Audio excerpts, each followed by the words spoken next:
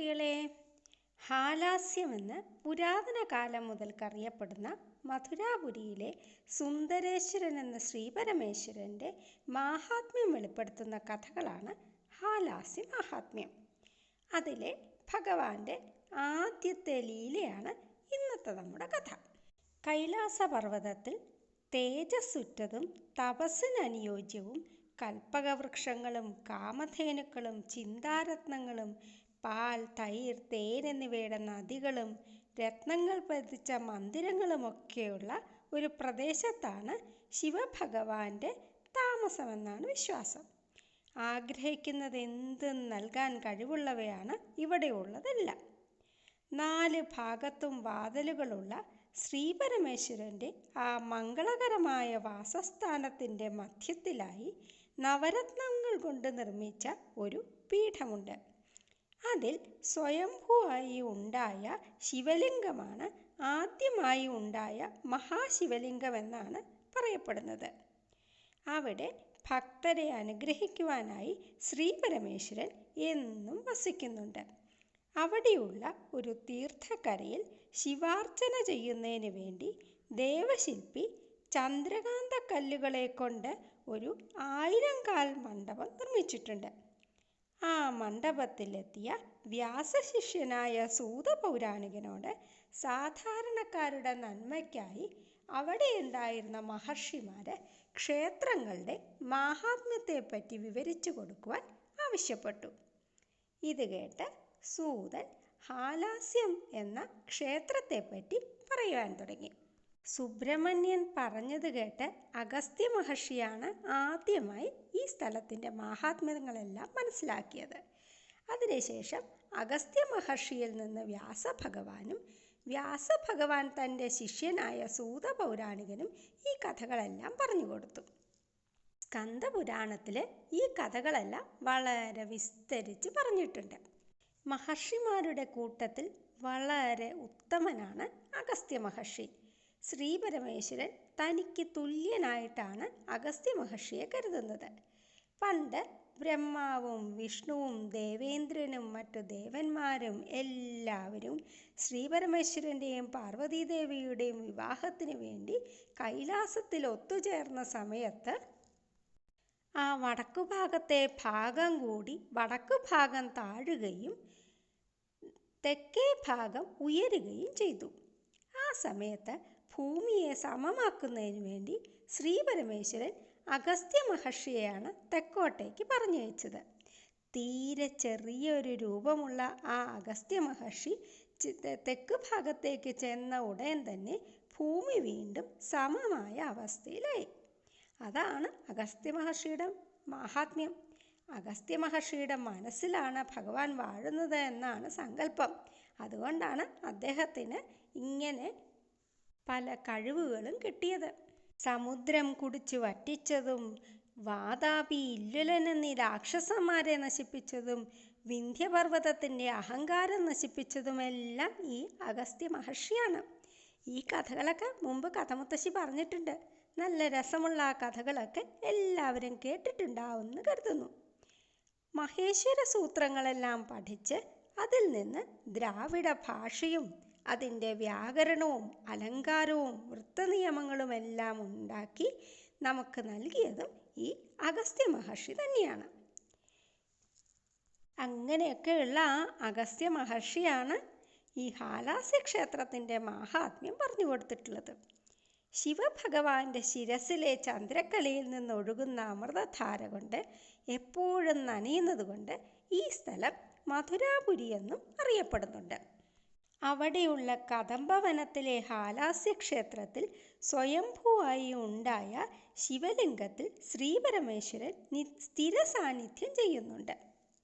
ഇന്ദ്രൻ തുടങ്ങി സകല ദേവന്മാരും പണ്ടുകാലത്ത് പാണ്ഡ്യരാജാക്കന്മാരുമെല്ലാം ഇവിടെയുള്ള സുന്ദരേശ്വരനെ എപ്പോഴും പൂജിച്ചുകൊണ്ടേയിരുന്നു.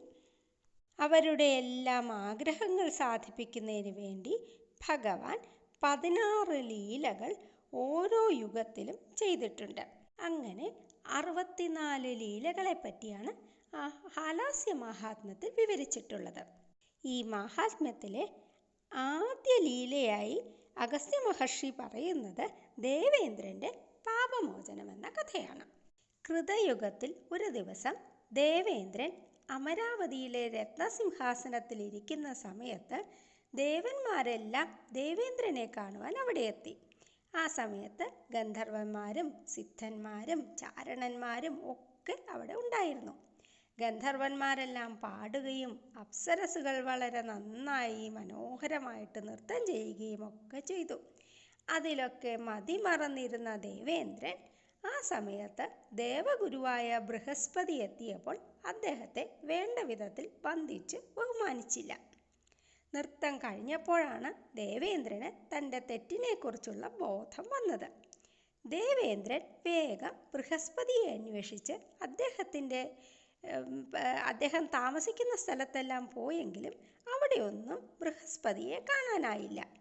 ഗുരുവിനെ നിന്ദിച്ച ദോഷം ദേവേന്ദ്രനെ അങ്ങനെ ബാധിച്ചു. ബൃഹസ്പതിയാകട്ടെ ദേവേന്ദ്രനോട് ദേഷ്യപ്പെട്ട് ദേവലോകത്തു നിന്ന് തന്നെ മറഞ്ഞുപോയി. അതോടെ ദേവേന്ദ്രൻ്റെ വീര്യവും പ്രതാപവും ഒക്കെ നശിക്കാൻ തുടങ്ങി. അവസരം മുതലാക്കി അസുരന്മാർ ദേവലോകത്തെ ആക്രമിച്ചു. ഗുരുവിനെ നിന്ദിച്ചതുകൊണ്ട് ദേവന്മാർക്ക് അസുരന്മാരെ ജയിക്കാൻ പറ്റിയില്ല. ദേവന്മാർ ബ്രഹ്മാവിനെ കണ്ട് സങ്കടം പറഞ്ഞു.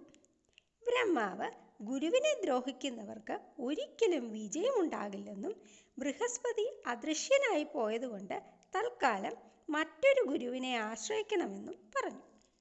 അതിനായി ത്വഷ്ടാവിൻ്റെ പുത്രനായ വിശ്വരൂപനെ ഗുരുവാക്കാൻ ബ്രഹ്മാവ് ഉപദേശിച്ചു.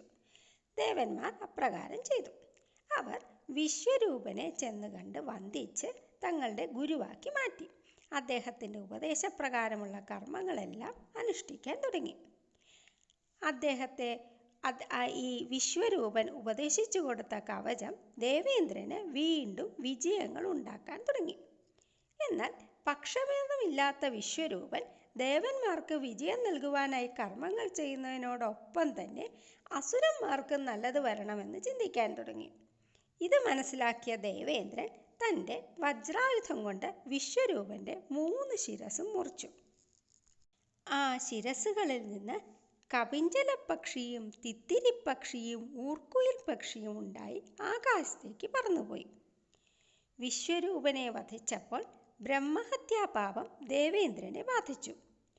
1 വർഷം കഴിഞ്ഞിട്ടും പാപശാന്തി ലഭിക്കാതെ വന്നതോടെ ദേവേന്ദ്രൻ മറ്റ് ദേവന്മാരോടും താപസന്മാരോടുമെല്ലാം കൂടിയാലോചിച്ചതിന് ശേഷം ആ പാപത്തെ 4ആയി വീതിച്ച് ഭൂമിക്കും ജലത്തിനും വൃക്ഷങ്ങൾക്കും സ്ത്രീകൾക്കുമായി കൊടുത്തു. ഭൂമിയിലെ ഊഷരപ്രദേശങ്ങളും ജലത്തിലെ പതയും വൃക്ഷങ്ങളിലെ കറയും സ്ത്രീകളുടെ ആർത്തവും ഇതിൻ്റെ ഫലമാണെന്നാണ് സങ്കല്പം.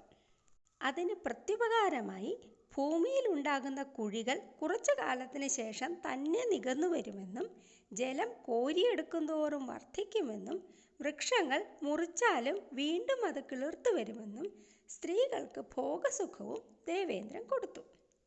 അങ്ങനെ ബ്രഹ്മഹത്യാപാപമൊക്കെ തീർത്ത് ദേവേന്ദ്രൻ വീണ്ടും സ്വർഗത്തിൽ സുഖമായി വസിക്കാൻ തുടങ്ങി. വിശ്വരൂപൻ്റെ അച്ഛനായ ത്വഷ്ടാവ് ദേവേന്ദ്രൻ തൻ്റെ മകനെ വധിച്ചതറിഞ്ഞ് വല്ലാതെ സങ്കടപ്പെട്ടു. അദ്ദേഹം ഒരു വലിയ ഹോമം നടത്തി ഇന്ദ്രനെ ജയിക്കാൻ പറ്റുന്ന ഒരു മകനെ ഉണ്ടാക്കാൻ തീരുമാനിച്ചു. ആ ഹോമാഗ്നിയിൽ നിന്ന് വൃത്രാസുരൻ എന്ന പേരോടെ ഒരു വലിയ അസുരൻ ഉണ്ടായി വന്നു. ഈ വൃത്രാസുരൻ 3 ലോകത്തെയും ഒന്നിച്ചു വിഴുങ്ങാൻ പറ്റുന്നത്ര വലിയ വായയും അതിന് ചേർന്ന ശരീരവും ഒക്കെ ഉള്ള ഒരാളായിരുന്നു. കണ്ടാൽ തന്നെ എല്ലാവർക്കും പേടിയാവുന്ന ഒരു രൂപം. തൻ്റെ ശക്തി കൊണ്ട് വൃത്രാസുരൻ ലോകത്തെ മുഴുവൻ നശിപ്പിക്കാൻ തുടങ്ങി.